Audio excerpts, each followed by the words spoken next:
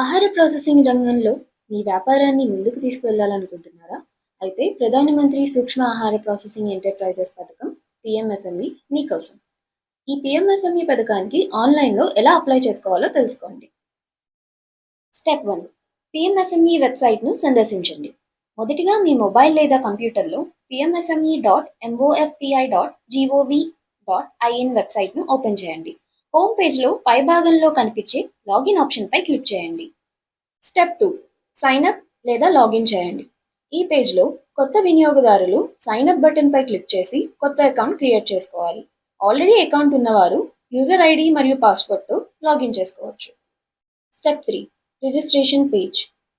Registration పేజ్లో ముందుగా లబ్ధిదారుడి టైప్ని ఎంపిక చేయాలి. తర్వాత మీ పేరు, మీ ఈమెయిల్ ఐడి, మీ మొబైల్ నెంబర్, మీ అడ్రస్, మీ రాష్ట్రం మరియు జిల్లా వంటి వివరాలను ఆధార్ కార్డులో ఉన్న విధంగానే నమోదు చేయాలి. అన్ని వివరాలు పూరించిన తర్వాత రిజిస్టర్ బటన్పై క్లిక్ చేయండి. Step 4. Registration confirmation message and user ID. Registration విజయవంతంగా పూర్తయిన వెంటనే మీకు రిజిస్ట్రేషన్ సక్సెస్ఫుల్ అనే సందేశం కనిపిస్తుంది. మీ ఫోన్కు మరియు ఈమెయిల్కు ఒక యూజర్ ఐడి ఇంకా పాస్వర్డ్ కూడా ఇవ్వబడుతుంది.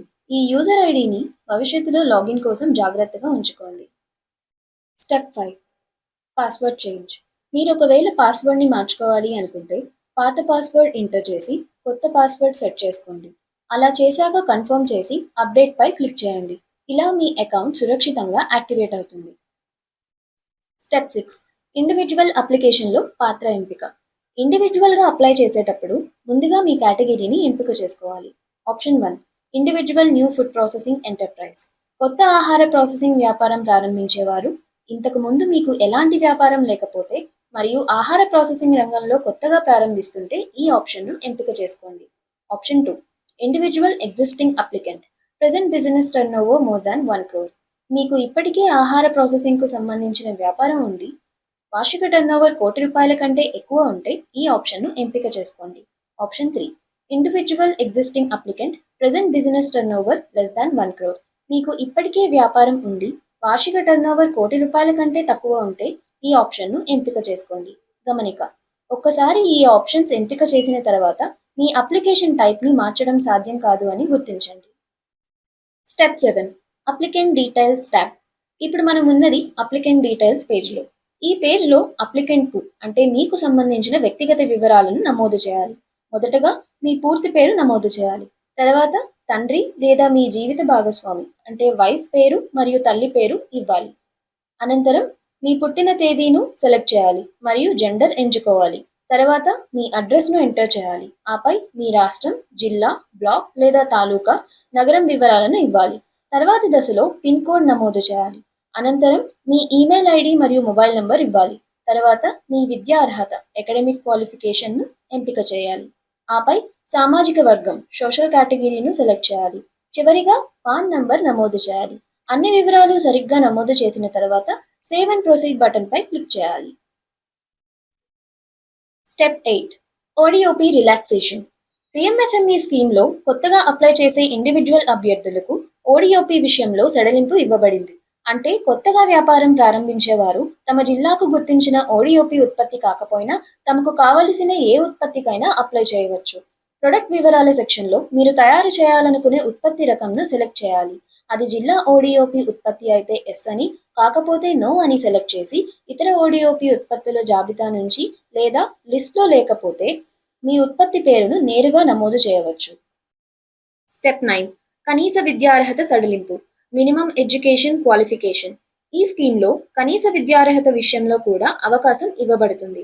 ఇప్పుడు అకాడమిక్ క్వాలిఫికేషన్ ఫీల్డ్లో అండర్ 8 అనే ఆప్షన్ కూడా అందుబాటులో ఉంది. అంటే 8వ తరగతి కన్నా తక్కువ చదివిన వారు కూడా ఈ స్కీమ్కు అర్హులే. మీ విద్యార్హతను సెలెక్ట్ చేసి మీ సోషల్ కేటగిరీ మరియు పాన్ నెంబర్ను ఎంటర్ చేసి సేవ్ అండ్ ప్రొసీడ్ క్లిక్ చేయండి. Step 10. Existing enterprise details tab. ఈ పేజ్లో ఇప్పటికే వ్యాపారం చేస్తున్న వారు తమ వ్యాపారానికి సంబంధించిన వివరాలను నమోదు చేయాలి. మొదటగా మీ ఎంటర్ప్రైజ్ పేరు ఎంటర్ చేయండి.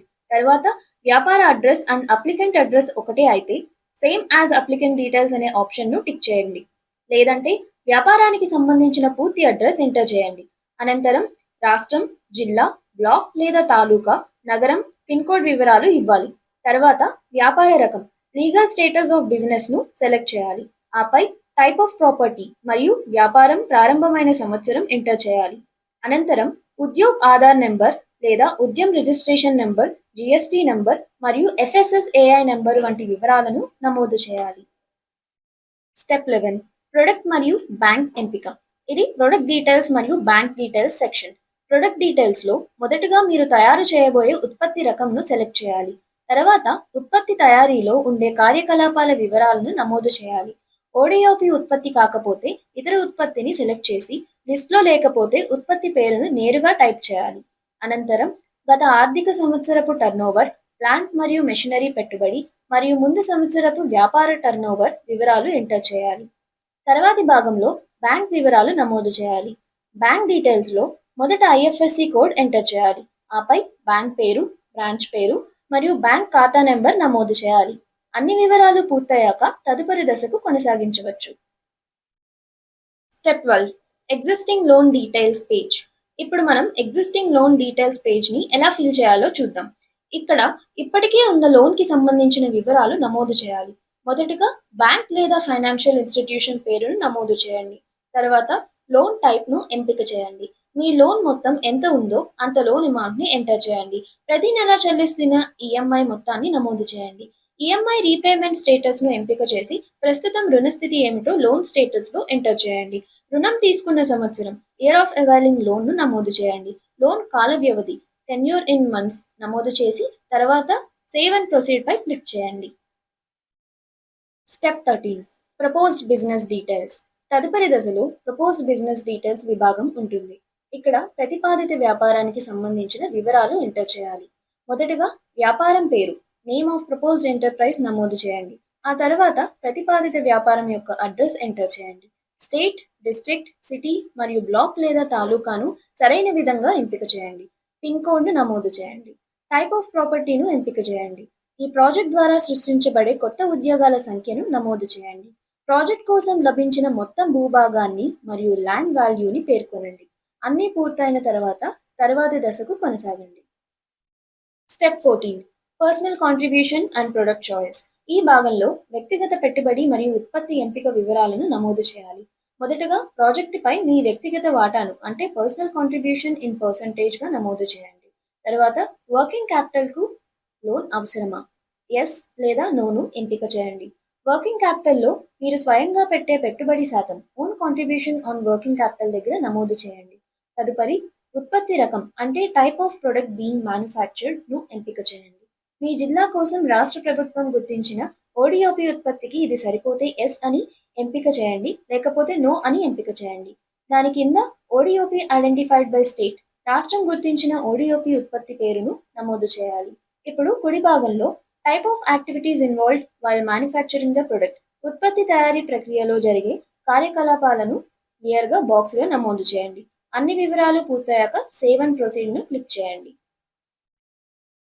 Step 15, historical financial input sheet. ఇప్పుడు గత ఆర్థిక వివరాలు నమోదు చేసే విభాగం చూద్దాం.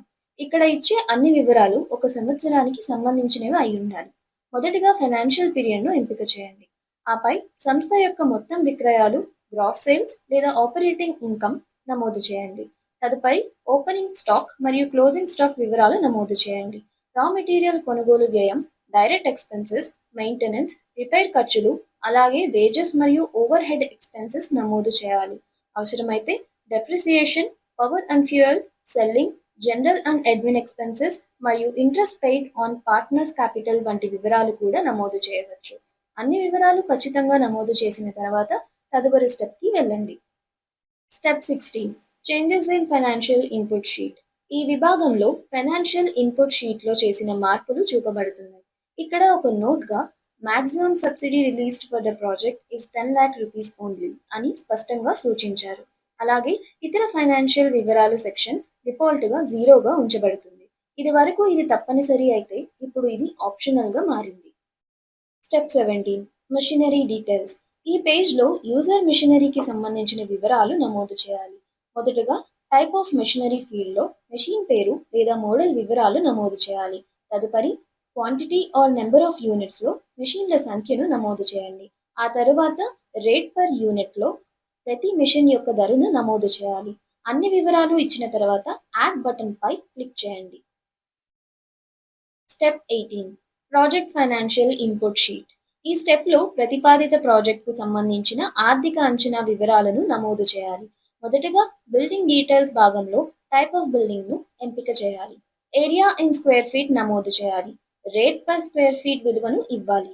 తర్వాత మెషినరీ విభాగంలో టైప్ ఆఫ్ మెషినరీ, యూనిట్ సంఖ్య మరియు రేట్ పర్ యూనిట్ నమోదు చేసి యాడ్ పై క్లిక్ చేయండి. కింది భాగంలో pre operative cost, furniture and fixtures, contingency లేదా మిసిలేనియస్ ఖర్చులు అవసరమైతేనే నమోదు చేయాలి. వర్కింగ్ క్యాపిటల్ విలువ ఆటోమేటిక్గా లెక్కించబడుతుంది. Step 19 lending bank section. ఈ పేజ్లో యూజర్ బ్యాంక్ వివరాలను నమోదు చేయాలి. మొదటగా ఐఎఫ్ఎస్సి కోడ్ టైప్ చేసి గెట్ డీటెయిల్స్ బటన్ పై క్లిక్ చేయాలి. సిస్టమ్ ఆటోమేటిక్గా బ్యాంక్ పేరు, బ్రాంచ్ పేరు మరియు ఐఎఫ్ఎస్సి కోడ్స్ చూపిస్తుంది. యూజర్ అవసరమైతే ఒకటి కంటే ఎక్కువ బ్యాంక్ అకౌంట్స్ కూడా లింక్ చేసుకోవచ్చు. డీటెయిల్స్ అన్నీ సరిగ్గా ఎంటర్ చేసిన తర్వాత సేవ్ అండ్ ప్రొసీడ్ పై క్లిక్ చేయాలి. Step 20 mandatory and optional documents. ఈ స్టెప్లో డాక్యుమెంట్స్ని అప్లోడ్ చేయాలి. మొదటగా తప్పనిసరిగా అప్లోడ్ చేయాల్సిన డాక్యుమెంట్స్ చూద్దాం. అడ్రస్ ప్రూఫ్గా 2 నెలల లోపు యూటిలిటీ బిల్ లేదా ట్యాక్స్ రసీదు వంటివి పెట్టండి. గత 3 సంవత్సరాల ఆడిటెడ్ బ్యాలెన్స్ షీట్ మరియు ఐటీఆర్ని పెట్టండి. పరిశ్రమకు సంబంధించిన లైసెన్స్ కాపీ, ఉదాహరణకు ఎఫ్ఎస్ఎస్ఏఐ, కాలుష్య నియంత్రణ అనుమతి, ఈఎస్ఐ మొదలైనవి పెట్టండి. జిఎస్టిఐఎన్ నమోదు సర్టిఫికేట్, గత ఆర్థిక సంవత్సరాల జిఎస్టి రిటర్న్స్ పెట్టండి. ప్రతి డాక్యుమెంట్ పక్కన చూస్ ఫైల్ ద్వారా డాక్యుమెంట్ని ఎంపిక చేసి అప్లోడ్ పై క్లిక్ చేసి డాక్యుమెంట్స్ అప్లోడ్ చేయండి. కింద ఉన్నవి ఆప్షనల్ డాక్యుమెంట్స్, అవసరమైతే మాత్రమే అప్లోడ్ చేయండి. ఇందులో గ్రూప్ లేదా సిస్టర్ సంస్థ balance sheet, insurance copy, stock statement, loan statement వంటివి ఉంటాయి. Step 21 declaration and final submission. చివరి స్టెప్ డిక్లరేషన్ సెక్షన్. ఇక్కడ యూజర్ అందించిన సమాచారం సరైనదని అంగీకరిస్తున్నట్లు I or we hereby declare that అనే చెక్ బాక్స్ను ఎంపిక చేయాలి. తర్వాత అదే పేజ్లో ప్లేస్ ఫీల్డ్లో స్థల పేరును నమోదు చేయాలి. అన్ని వివరాలు పూర్తయిన తర్వాత ఫైనల్ సబ్మిట్ బటన్ పై క్లిక్ చేసి మీ అప్లికేషన్ని సబ్మిట్ చేయండి. ఫైనల్ సబ్మిషన్ పూర్తయిన తర్వాత లబ్ధిదారుడు తన అప్లికేషన్ను రిఫరెన్స్ కోసం ప్రివ్యూ లేదా డౌన్లోడ్ చేసుకోవచ్చు. మరిన్ని వివరాల కోసం జిల్లా స్థాయిలోని డిఐసి కార్యాలయాలను మరియు రాష్ట్ర స్థాయిలోని తెలంగాణ ఫుడ్ ప్రాసెసింగ్ సొసైటీ TGFPSను సంప్రదించవచ్చు.